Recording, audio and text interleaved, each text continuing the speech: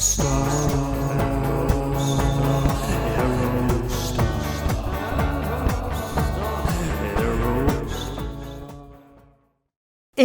welcome back to Janky AF and Year of the Aerostar, episode number 117. We're, of course, in another location. The painting just keeps getting moved around, but we're doing it. Janky do thank you to everyone who watched My Janky Life. That is a new series that we've begun, and I'm very excited about it, and it's going to be motivation for me to, de-hoard my life, but that's neither here nor there, because what I wanted to promise everybody is that Year of the Aerostar ain't going nowhere, and here we are, and we have quite the interesting one today. A whole crazy week of Year of the Aerostars. As the Year of the Aerostar continues, it really is like a manifestation, because it really is popping off right now. And no better example than the one we're going to do today. We have a lot to talk about, so let's dive right into it. Here we have a 1994 Ford Aerostar 4.0L V6 automatic, no reserve. Sold for $1,009.00. Okay, so the long and the short of it is that this is the one that got away, because I was the high bidder on this vehicle, to save you the suspense, and then we'll backtrack, with 2 seconds to go in this auction. I was sitting on my throne, aka my toilet, to spell it out for you, watching it count down, feverishly texting in a group chat with a bunch of my buddies who I had roped into this auction, and shout out and God bless all of them, because they really, made the whole thing more exciting. And I did not win the auction. So that's the, I was sniped. I didn't even have time, and I would have gone in and raised my bid. Now, I probably wouldn't have won it anyways, because it's crazy how it went. My bid was $579. So let's go all the way back to the beginning now. This was posted in one of the Facebook Aerostar groups. Someone threw it out there. Said the current bid is $270. So of course, that piqued my interest. And we're bearing the lead here, because the thing about this van is this is an extended cargo Aerostar. I do not have a 94, so it would fit in sort of the dream scenario of me collecting an Aerostar from every year. Also, I do not have an extended, and I do not have a cargo, and I certainly do not have an extended cargo. Now, other thing that I'm after here is that I want every bumper style, because eventually I'd like to be able to scan and 3D print and replicate these bumpers. And an extended cargo bumper, rear bumper, is probably the most rare of all the bumpers out there, because cargo bumpers generally are more rare, but most of the cargos you see are the standard length cargo. So to get the barn doors, with the hinge there, the bumper's a little bit different, and on the extended model, it's even that much more different and rare. So that was and it was a 94, is a year I didn't have. That was like a huge impetus. And overall, it's in aesthetically, it's in great condition, which we'll talk about. So this pops up.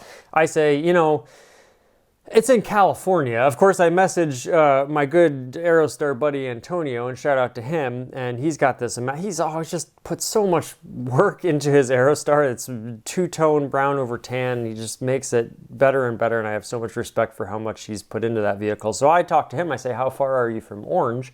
And, I don't want to blow up his spot, but it's a drivable distance. And then on this group chat I'm in, that's actually about the Buffalo Bills, but it's the off season now, and everyone, the Bills didn't have the greatest ending of their season. So it just becomes sort of a catch-all for whatever anyone's, and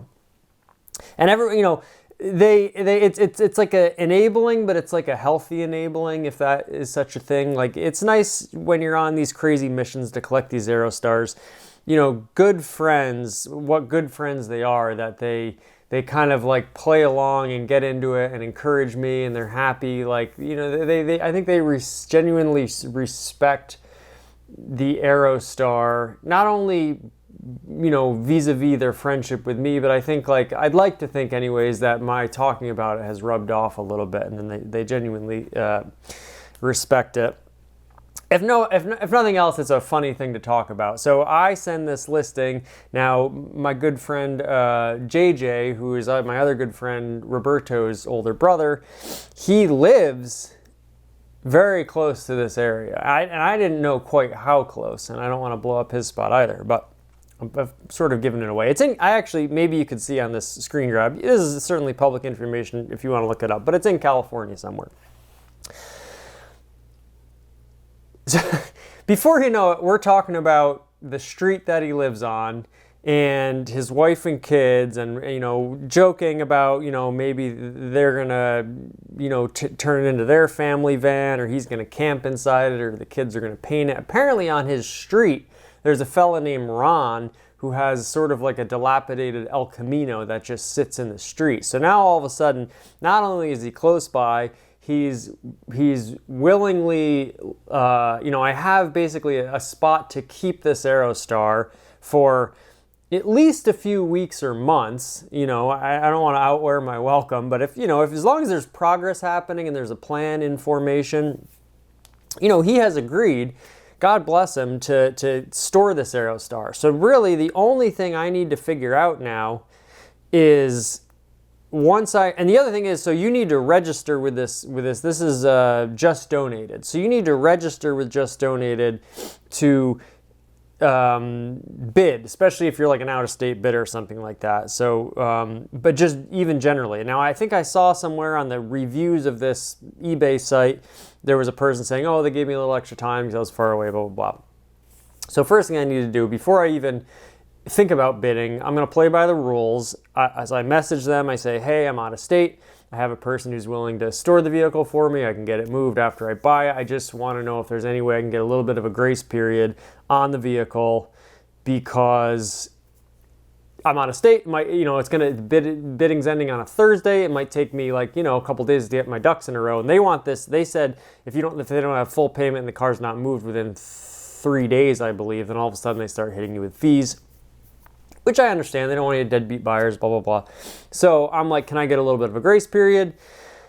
They write me back, say, yes, we offer a grace period for out-of-state bidders. You know, good luck with the auction. So basically, I've put all the pieces in place, and this is the honestly, it's like the most, you know, whatever addiction you have, there's that little like sort of ritual part that where the wheels start turning, the hamster wheels start going inside. This is kind of one of my favorite parts is the logistical sort of hoops that you're checking off these boxes. You're talking to people. You're involving other people in your scheme.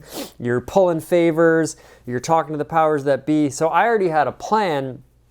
If I won this auction, and I have the VIN number, immediately ended on a Thursday, Friday morning, call up the insurance company, get the vehicle insured, and also put it on, I shouldn't say this publicly, but put it on my Hagerty policy. And then Hagerty offers free towing for up to like 80 or 100 miles with the Drivers Club, which if anybody gets an older car, you should definitely get Hagerty, because like, I don't abuse the system, but I do use the system. Like if I got to get a car towed, you know, 60, 80 miles, that could be like my parts fiat, which is not registered under Hagerty, I had to pay to get that thing towed. And of course I probably could have like just registered the VIN number and then put it on my Hagerty policy, gotten it towed, and then take it off. So I didn't do that. But that was like $286 just to move it, you know, a half an hour away. So, and if I'm legitimately paying for the car, but you know, it's a car I just bought, I've never seen, it's not on the road. So maybe I'm stretching it a little bit, but I was going to get it insured under Hagerty. It's under my driver's policy, call in a tow. All I have to do is have the starting address and ending address, and they will summon a tow truck. So I could have had, without even, you know, without even seeing this vehicle, I could buy it, I could pay for it, I could have a tow truck come and pick it up and deliver it to where it's going to sit for the next couple of weeks or months. And that tow would be free. Because the other thing is here, we're talking about real money. Like this car, and we'll get into the vehicle itself. So my bid was $579, and it was, I think I started like $520 or something, and I got outbid a couple times, and I just kept bumping it up 20, 20, 20. Of course, all my friends are being like, oh, what's another $40? What's another, and you know, I appreciate that. They're right. Like if I'm in this thing, if I'm going to do this, like we might as well do it. And it was such a good example of an Aerostar. But here's the thing. So anyways, I had all the pieces in place. It was like the main thing is you don't want to make anyone responsible for your problem that isn't willing to be responsible for your problem. So the auction site, like I don't want to piss them off, but I have a place to store it. I have a means of getting it to the place that I need to store it at. And I have a way to, you know, like pay for it. And then, of course, you need the funds to pay for it, which I have. They should be allocated towards something else more, you know, immediate and practical. But, you know, it was such a good opportunity that I had to go for it. And eventually, you know, I did have a number that I wasn't really willing to go over, whether I would have gotten to that number or not. Like if I had known that the auction would have ended at this amount, $1,009, which again, of course, sounds extremely cheap, but we need to read about the vehicle. So this is where we usually do about this vehicle, and we have the VIN number, body type, engine. So this is the other thing, it's the 4-liter. So that's a very other interesting thing about this vehicle.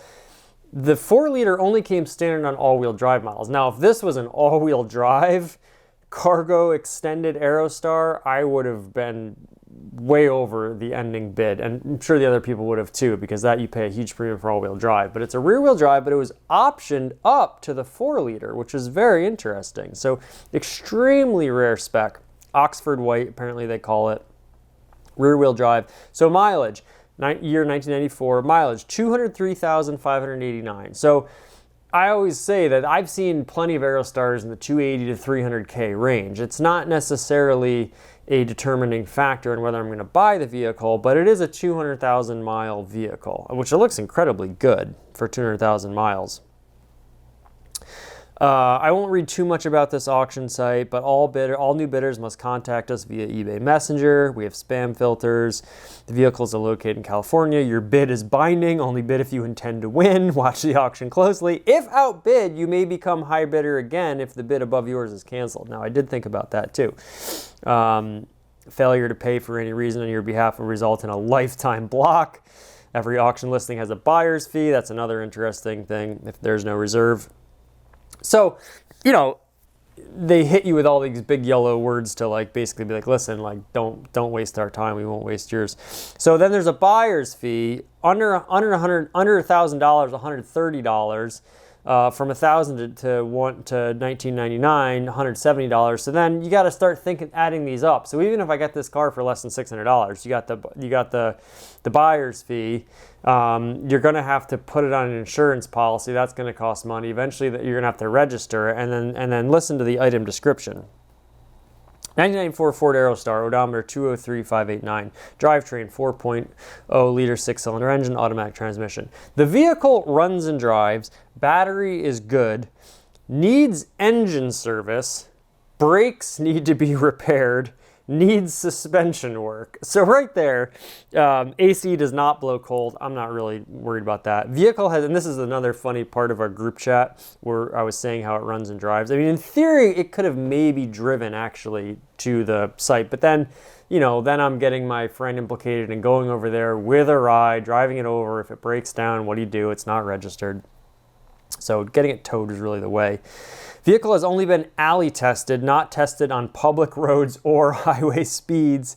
Gray leather interior with significant wear. Please observe interior photos. But the funny that they're calling that significant wear. I mean, it is, but it's just a seat. Like you never know if they're over.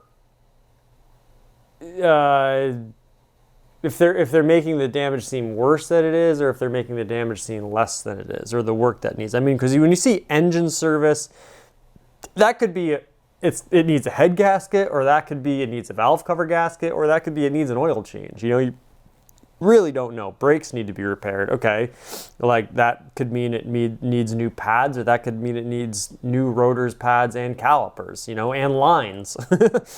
Suspension work, again, who knows, like, so it was just such a gamble that, and again, I honestly did, like, I did not I tried to increase my bid. I was going to go up, another, whatever, $50. But then all of a sudden it was like boom, boom, boom. I saw the number like 700 flash across, and the auction ended, and all of a sudden it was this $1,000 number. So I think 2 or 3 people got in right at the end. They all put in their maximum bids, and then it kind of like did the thing where it automatically bounces back and forth based on everyone's maximum bids, and then it just ended at what it did. But obviously, I went and looked at this car right in my backyard, the blue and silver Aerostar, which I did an episode on. And actually, I shot some footage of that, so I should do a separate video just on, the other one that got away. But you start looking at these vehicles, and you drive it, and it drives really rough. And, you just know that whatever the price of the vehicle is, you're going to be 2 to 5 times that just to get it running. Now, and even if I can store this thing in California, I can't live there permanently. So at some point, the car is either going to have to be shipped home, or I'm going to have to drive it home. If it's shipped home, you're looking at like $3,000 just to ship it. So like shipping a $500 car for $3,000 like really does not make sense. Even though you could sort of almost justify it if you had the capital to do that, and it just shows up at your door, but then you just got to figure you're still putting a lot of work into that vehicle. And I'm just not operating. I mean, my budget is just not that flexible to just throw that kind of money at like a sight unseen van. I have to do everything the janky way, which would be slowly get it fixed as I get money. And then once I have it, like, quote unquote roadworthy, going out there and driving it back. But then you're also, if you do that, you can almost justify shipping it, because then, I'm taking a week and a half to go out there and drive it back, assuming nothing goes wrong on the drive, plus all the gas money. I would probably try to sleep in the back of the van to make it cheaper. But either way you look at it, it's just, there's no getting around it. It's an expensive operation when you're trying to buy a car that's across the country, no matter, even if it was a free car. I mean, my Jetta cost $10. My 2002 Jetta cost $10. I probably spent over $1,000 on that trip. Not to mention I bought another car. I bought my 93 Aerostar, so that's like a hazard for me. Just being in other locations is a hazard, because I might accidentally buy a car in Ohio, buy an Aerostar in Ohio. So, but I genuinely was bidding to win. And it was, again, lining up all those little details along the way was very, very fun. And suffice to say, it was like my adrenaline was like pumping. And then when it all crashed down and I didn't win, I'd be lying if I say that there wasn't a little bit of relief in that, Friday could just be a normal Friday and not like a totally anxiety-filled phone calls and emails and like making sure all my bases was covered and trying to get these people paid and trying to figuring out the logistics and like this thing becoming a reality. Like it's a very fun thing, but it's also like a little bit like, oh boy, like what have I done? So let's look at some pictures of it now. Still has a California tag on it, which is pretty funny. It's in remarkably good condition. And again, just seeing the novelty of a extended length cargo is very interesting. Now it does have a little ding here.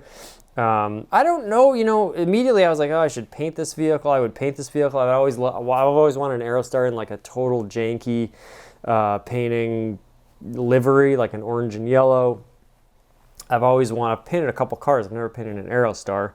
But then again, it just looks so good in white with the gray. It looks so good stock. That's the hard thing about Aerostars. It's hard for me to modify them because they look so good stock. Even these hubcaps look so perfect on it. It's got this beautiful gray pinstripe, which I really like. Especially, it's funny that they would pinstripe a cargo van, but it's just like, now I'm looking at it too. It looks like the mirror is the outside casing on the mirror is a little janked up. So, the closer you look, the more you see, but I mean, for a 200,000 mile vehicle, both bumpers fully intact. I mean, that is amazing. And I just love the look of these barn doors. It's every time you see them, it's so novel because you're used to seeing the lift gate. And I love the asymmetry of it with the license plate holder on one side. And of course, you have these bottom hinges, and that's why the bumper looks slightly different. It basically just dips down earlier to account for that. Or maybe, I don't know, I've actually never, I don't know if I've ever actually been able to get eyes on a cargo bumper in person, so I would love to compare the two, but I'm fairly certain that the bumper style is a bit different. Now what's going on here? Again, it looks so good. The rear shot of it, and actually it's funny because now even the glass looks slightly different here. It does have the third brake light, which is cool. I wonder if the lock has been picked there. You know, it's so funny that, you know, when you're of course I should be looking at these things when I'm bidding on it, but after the fact, now I'm looking at it, I'm like, oh, there's another little thing, there's another little thing. But you know, overall really, really clean. And being a California car, again, like if this car was in Michigan, I wouldn't be as keen to bid on it, because in California, you know, like it's just going to be so much cleaner underneath, and that goes a long way, because that stuff is the really, really start getting into frame stuff. And then even if you fix it, it's just never quite as nice. There's a lot of surface rust over everything. So if I could get a California car, you could really justify the purchase and the shipping and all that, the transport, because you're just paying for that cleanliness underneath. You can see this mirror is intact over here. And again, just, you know, if you're used to looking at these vans and you really know what you're looking at. Now this is interesting. I wonder if this is a replacement panel, because I don't see the continuation of the pinstripe on this front quarter panel there. Now you can, for like $10, buy the auto check record, but I didn't do that. Bumper a little, you know, a little discolored, but I don't really see any cracks in it, which is like pretty amazing. Your bezels, again, you know, you wonder how many parts have been replaced on this. Basic sticker there. Obviously it was white from the factory. Your crank windows and gray, simple gray interior, which I love. I mean, it's a cargo version, so it makes sense. So it's the sort of bare bones, and the cargo version's got these vinyl bucket seats, which I really, really love. Also, though, funny is that it got the center console, which is pretty funny. So that's like sort of an upscale feature, and obviously this driver's seat is pretty jankified, pretty hard there, but that's not, does not even factor into my, you know, that's such a minor detail overall, because the rest of the vehicle is in such good shape. Again, over 200,000 miles. And the fact that it runs and drives at all is such a good sign, because if you have a non-op car, then it's just like, well, where do you begin?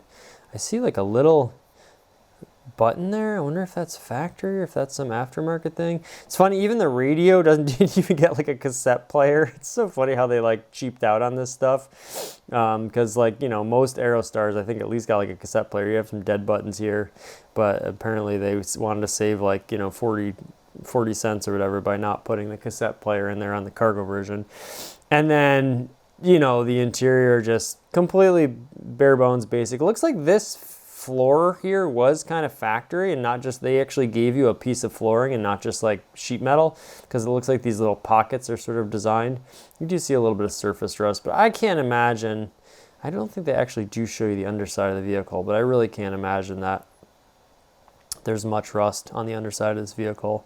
So you can just see the just undulations of space in this vehicle, and that, you know, I like an extended Aerostar and I want one, but it's mostly just the aesthetic, that the reason I would want a passenger extended Aerostar, an extended four-wheel drive. They just look cooler, but if, you know, in terms of people, but in terms of cargo, the extended really is, you know, that extra 18 inches or whatever it is just means there's that much more stuff you can put in the Aerostar. So an extended cargo, you know, I would use it as basically my auxiliary work vehicle if I ever had to haul ladders, or if I ever had to move stuff, go buying furniture, blah, blah, blah. Like, there's so many times now. My buddy, I've had to rent his or borrow his Mercedes Metris like 3 times in the last like month, just because like, oh, I got to move something big or bulky or weird. And I don't drive my Aerostars in the winter here in upstate New York. So, and then again, so I do want to get an Aerostar that's like a winter beater. That's like a little, that I'm not afraid to drive it through the winter, so I can, you know, have like, and I don't care about its condition as much as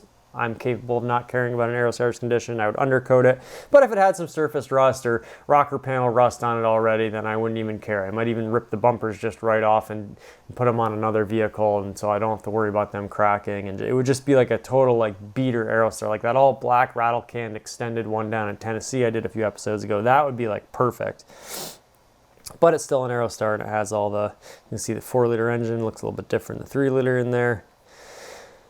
So that was my thinking, that was my rationale, and a little bit of surface rust up here, nothing really bad. Looks like your seals are even still in good shape. And I have to give a shout out to this auction website because it seems like they really do a nice, thorough job. Their communication with me was very prompt and good. Yeah, you can see this quarter panel doesn't have the pinstripe, this one does. So that looks like a replacement quarter panel on there.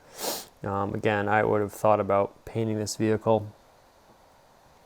So there you go. I mean, they even go into like, 2 valves per cylinder, fuel induction, fuel injection, miles per gallon. Like they really AM, FM. It seems like they have the dimensions of it, ABS, upholstery vinyl, like curb weight 33, which is funny that 3,400 pounds, like that's for a giant full-size van. Like the Aerostar was fairly, not heavy.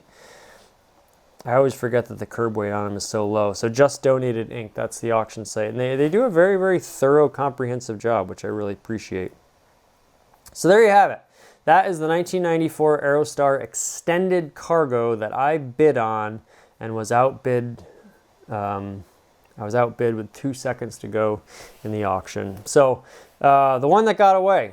But thank you to everyone who took part. There was a lot of people who took part in this with me. And it was a wild ride. And, I hope I get the next one. And if you were the buyer of this and somehow stumbled across this, if you want to fix it up and drive it to New York and, I don't know, make me an offer, then I'm interested because it's such a unique vehicle. But we'll wait for... I did see one time in Texas, I saw an extended cargo manual transmission. And we may have even done an extended manual transmission. I can't remember if it was a cargo or not on the Aerostar. And it was a super low mileage too. But they're out there, these weird, super unique specs, they're out there. I just found the first all-wheel drive cargo that I didn't think existed. So, that's the great thing about when I have my Aerostar museum one day, having all these different varieties of specs is nice just because it gives you something else to look at in the museum, and they're not all the same, but also it just goes to every one is a little bit of a evidence or an instantiation of the fact that the Aerostar was like this incredibly versatile vehicle, and yet all within the aesthetic package of this iconic spaceship looking design. So just another feather in the Aerostar's sort of collective cap. So thanks for everybody who went along on this ride with me. Antonio, the entire Bills Boys chat, and appreciate everyone's generosity and helpfulness in trying to make this a reality. Unfortunately, we didn't win it. But, there's always another Aerostar out there. And there's I've gotten some great emails lately. I like this too because there'll be a eBay, there'll be a Craigslist, there'll be some car gurus, a lot of non-Facebook marketplace avenues. Copart, if I can find that listing. So it's cool to see how many different, keeping of the theme of variety, how many different marketplaces there are that these are found on, not just Facebook Marketplace, because when I started this, it was just all on Craigslist, and now Marketplace is kind of taking that over, especially in my small rural area. But it's nice to do these videos with different websites and different formats, and not just Fart Suck a Turd and his little empire there. There you have it. I'm assuming this will be a longer one, but that's okay. I wanted to tell you the full story of what happened with this 1994 Ford Aerostar. That it was a wild ride, like I said before. So thank you so much for watching. We'll have more Year of the Aerostar. I still have 2 reviews I have to edit. My Janky life has been very fun for me to do and very motivating, so we'll have more of that. So much more coming here on Janky AF.